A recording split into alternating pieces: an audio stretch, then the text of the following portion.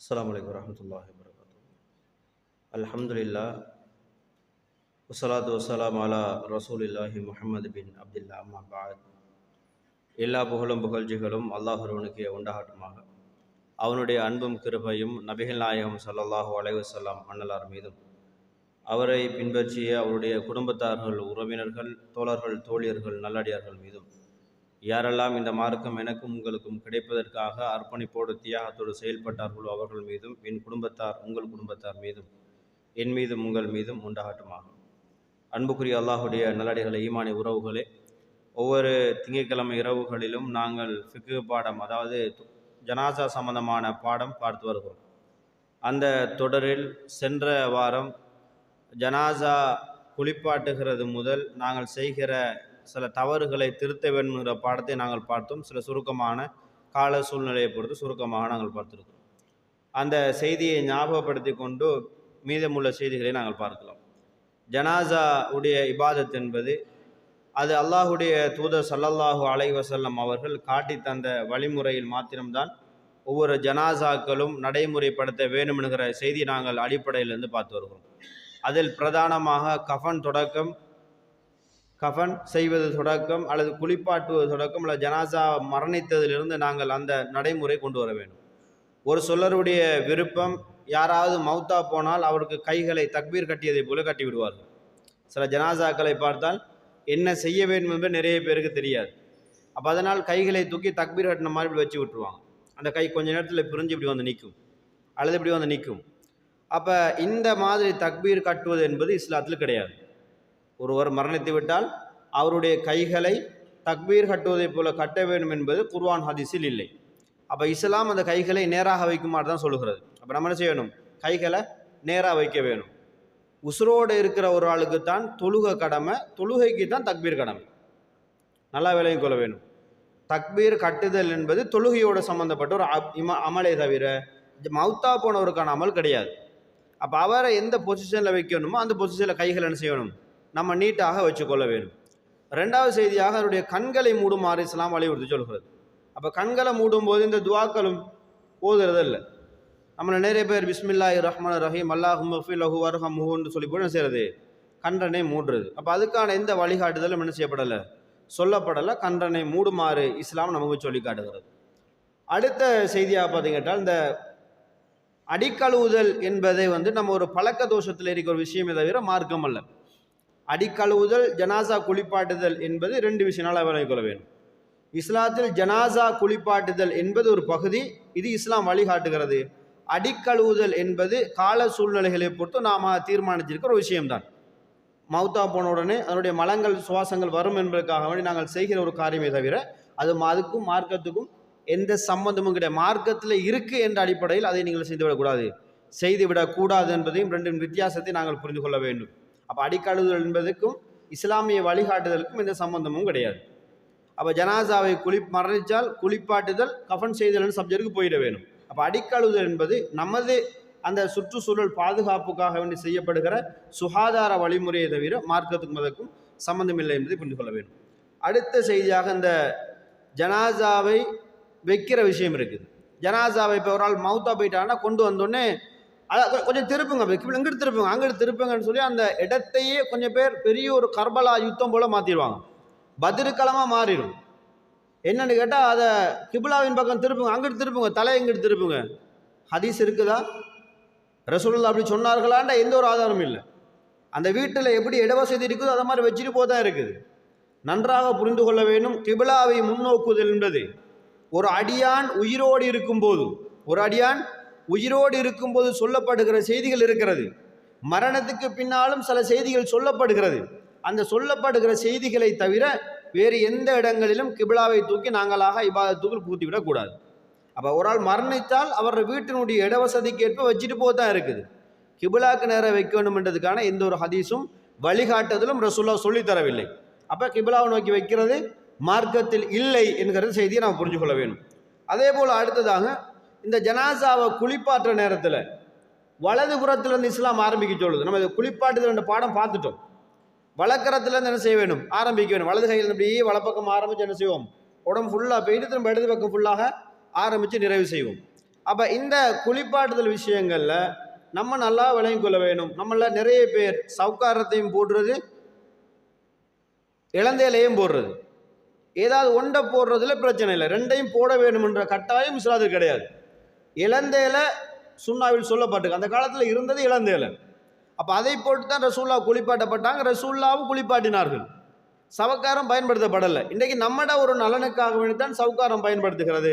இதை ஏன் நான் சொல்றேன் கேட்டால், இது நமக்கு பிரச்சனை ஒன்றும் இல்லை, இருந்தாலும் ரெண்டையும் பயன்படுத்தல குற்றம் கிடையாது. ஆனால் இன்றைக்கு நிறைய பேர் சவுக்கார தண்ணியை வேறையாடுங்க, இழந்த தண்ணியை வேறையாடுங்கன்றது அப்படி கிடையாது. ரெண்டுமே ஒன்று தான்.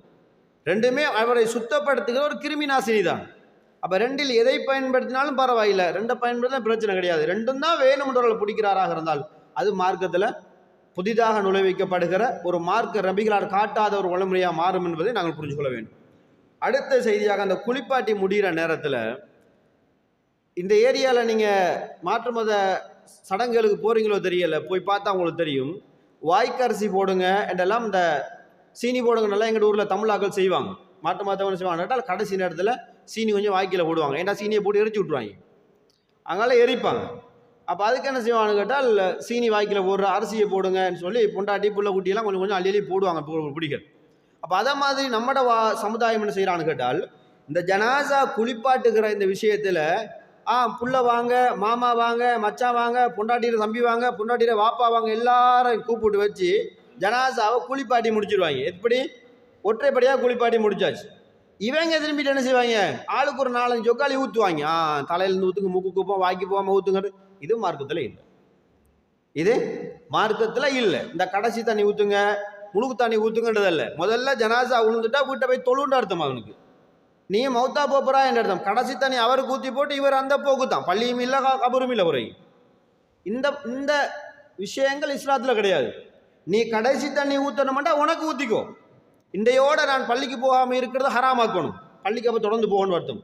இன்றையோட ஊர்பலைய கழுவுறதும் நுப்பாட்டணும், அதுக்கு தண்ணி ஊற்றி முழுவாட்டுங்க. முதலாவது முடிவு கட்டுங்க, அதுக்கு நீங்கள் இபாதசாலியாக மாற வேணும். ஜனாசாக்கு முடிவு கட்ட தேவையில்லை, அது முடிஞ்சு. அதுக்கு கடைசி தண்ணி ஊற்ற வேண்டியதெல்லாம் அது ஆரம்பத்தில் உசுரோடு இருக்கும்போது வாப்பாவை பார்க்கணும், தூக்கணும், உமாவை தூக்கணும், பார்க்கணும், எடுக்கணும், இறக்கம் காட்டணும், சகோதரர்மார்களை போய் பார்க்கணும், அவங்க நோய் நொடிகளுக்கு உதவி செய்ய வேணும். மௌத்தா போன போட தான் மொத்த கவலையும் ஒன்று காட்டுறது. இஸ்லாத்தில் கிடக்கிற ஷோ இது சும்மா ஆக்களுக்கு காட்டுற ஷோ. வந்தாக்களுக்கு நாங்கள் அது செய்கிறோம் இது செய்கிறோம் என்பது அந்த விஷயங்கள் நாம் புரிஞ்சு கொள்ள வேண்டும். அப்போ இந்த கடைசி தண்ணி ஊற்றுதல் என்பது இஸ்லாத்தில் கிடையாது. அதை யாரும் வலியுறுத்துற எந்த ஒரு ஆதாரம் மௌத்தா போகிற வரைக்கும் தேடினாலும் இதற்கான ஹதீஸ்கள் நீங்கள் கண்டுபிடிக்கவே முடியாது. பிறகு எங்கேயாவது தமிழ் புத்தகங்களில் வீரகேசரி பேப்பர்களில் படித்தாலே தவிர இஸ்லாத்தில் இல்லை. அடுத்த விஷயமாக, இந்த கஃனிடுதல் விஷயங்களில் அது பொதுவாக நமக்கு தெரியும் 3 துணிகள், 3 வெள்ளை துணிகளை நம்ம பயன்படுத்துகிறோம். எந்த கலர் வேண்டாலும் பயன்படுத்தலாம். ரசூலுல்லாஹ் தடை செய்த கலர்களை தவிர, நிறங்களை தவிர வேறு எந்த கலர்களிலும் கஃனை பயன்படுத்தலாம். ஆனால் சிறந்தது வெள்ளை துணி என்பதை நாங்கள் புரிந்து கொள்ள வேண்டும். விளங்கணும், பல துணிகள் பயன்படுத்தலாம், சிறந்தது இஸ்லாம் வெள்ளை துணியை இஸ்லாம் வலியுறுத்துகிறது என்கிற செய்தியை நாங்கள் புரிஞ்சு கொள்ள வேண்டும். அடுத்ததாக, ஜனாசாவை தூக்குற நேரங்களில் இப்போ நம்மளோட கிராமங்களில் இல்லை, அல்ஹம்துலில்லாஹ் அது முடிவாயிடுச்சு. அதுக்கு ஷஹாதா கலிமா சொல்லி கொண்டு போவாங்க. கீழே அஷ்ஹது அல்லா இலாஹ இல்லல்லாஹ் முஹம்மது ரசூலுல்லாஹ்னு பின் ஜனாசா என்ன செய்வாங்க, தூக்கி கொண்டு பல தொழுகைக்கு போகிற வரைக்கும் அல்லது தொழுகை நடக்கிற வரைக்கும் அதை ஓதி கொண்டு இருப்பாங்க. இப்போ முந்தைய ஒரு காலத்தில் வீட்டில் இருந்து பள்ளிக்கு தூக்கி கொண்டு போவோம் தொழுகைக்கு. இப்போ நம்ம கிராமங்களில் அது நடைமுறைப்படுத்தப்படுகிறது. அப்போ இந்த மாதிரி தூக்கிட்டு போகிற இடைவெளியில் அஷ்ஹது அல்லா இலாஹ இல்லல்லாஹ் வ அஷ்ஹது முஹம்மது ரசூலுல்லாஹ், லா இலாஹ இல்லல்லாஹ் முஹம்மது ரசூலுல்லாஹ்னு சொல்லி கொண்டு போவாங்க. இதுக்கு எந்த ஆதாரமும் கிடையாது, இதுக்கு எந்த ஒரு ஆதாரமான ஹதீஸ்களும் கிடையாது. ஜனாசாவை தூக்கினோமா, விறுவிறுப்பாக கொண்டு தொழுவிச்சோமா, அடுத்த நகருக்கு போக வேணும். அப்போ இந்த ஓதுற இந்த இதுகள் கிடையாது. அதே போல் ஜனாசாவை கொண்டு வச்சுட்டு தொழுகைக்காக வெயிட் பண்ணுகிற நேரத்தில் குல் சூறாவெல்லாம் ஓதுவாங்க. சூரா ஃபாத்தியா ஓதுறது, குல் சூறாக்களை ஓதுறது, இதுக்கு மார்க்கத்தில் எந்த அனுமதியும் வழிகாட்டுதலும் இல்லை. எதுக்கு சொல்லப்படுற காரணம், சும்மா நிற்கிற இடத்துல ஊர்பலாய் கழுவக்கூடாது தானே, அதுக்காக ஓதினா நல்ல தானே. குர்ஆன் தானே ஓதினோம், குர்ஆன் ஓதுறே தப்பு இல்லை. இப்போ நாம சில ஏதாவது பிள்ளை சொன்னால் அவங்க எப்படி கொண்டார், குர்ஆன் ஓதவேனான்றாங்களே, குர்ஆன் ஓத சொல்லலை. அப்போ நாங்கள் மாறி கேட்போம், தொழுவுறது தப்பா, தொழுவுற தப்பில்லை, வாங்கல மகரிப் ஒரு 8 தொழுவோம், மகரிப் 8 தொழுவ தப்பில்லை தானே, தொழுவுறது தப்பா, தொழுவுறது தப்பு இல்லை. அப்போ 5 தொழுவுமே மகரிபை, சுபா ஒரு 10 தொழுவுமே, இஷாவை ஒரு 7 தொழுவுமே, வாங்கல வரமாட்டாங்க. ரசூலுல்லாஹ் 2, அது பாமர மக்களுக்கும் தெரியும். அப்போ உறவுகளை தொழுகிறது நன்மை தான், அதுக்காக சம்மந்தம் இல்லாமல் தொழக்கூடாது. குர்ஆன் ஓதுறது நன்மை தான், அதுக்கு தேவையில்லாத இடத்துல ஓதக்கூடாது. ஒருத்தன் சுஜூதில் நின்று ஓதுறான் அல்ஹம்துலில்லாஹி ரப்பில் ஆலமீன் என்று, சரி காணுவோமா? யாராவது காண மாட்டோம். சுஜூதில் வேற துவா இருக்கு. சமி அல்லாஹு லிமன் ஹமிதா சொன்ன பிறகு ஒரு ஆள் திரும்ப எழுமிட்டு குல் யா அய்யுல் காஃபிரூன் அல்லது அரை தலை ஓதிட்டு நிற்கிறான். எந்த பைத்தியகாரன்டா முன்னு ஓதிட்டு இருக்கான்? நம்ம மனசுல என்னடா ஓத தெரியாம ஒருத்தன் ஓதிட்டு இருக்கிறான். உறவுகளே, குர்ஆன் இபாதத் செய்வது ஒரு வழிகாட்டுதல். அது எங்க செய்யணுமோ அது அங்கே தான் செய்ய வேணும். அப்ப ரசூலுல்லாஹ் காட்டாத வழிமுறைகளில் நாம ஒன்றை கொண்டு வந்துட்டு இது ஓதுறது தவறா, குர்ஆன் ஓதுறது தப்பா, தொழுகிறது தப்பா, துவா கேட்கறது தப்பான்னு நிற்கக்கூடாது. அதெல்லாம் வேற வேற அமல், அதெல்லாம் வேற வேற அமல். அப்ப அதனால புரிஞ்சு கொள்ள வேண்டும், இந்த இடங்களில் குர்ஆன் ஓதுவதற்கு ரசூலுல்லாஹ் வழிகாட்டவில்லை என்பதை நாங்கள் புரிஞ்சு கொள்ள வேண்டும். அடுத்த செய்தியாக வந்துட்டு இந்த தொழுகை என்கிற பாடத்தை நம்ம வேறொரு சப்ஜெக்டாக பார்ப்போம். தொழுகையில் எப்படி எப்படி நம்ம நிற்க வேணும்னு செய்தி நம்ம பார்ப்போம்.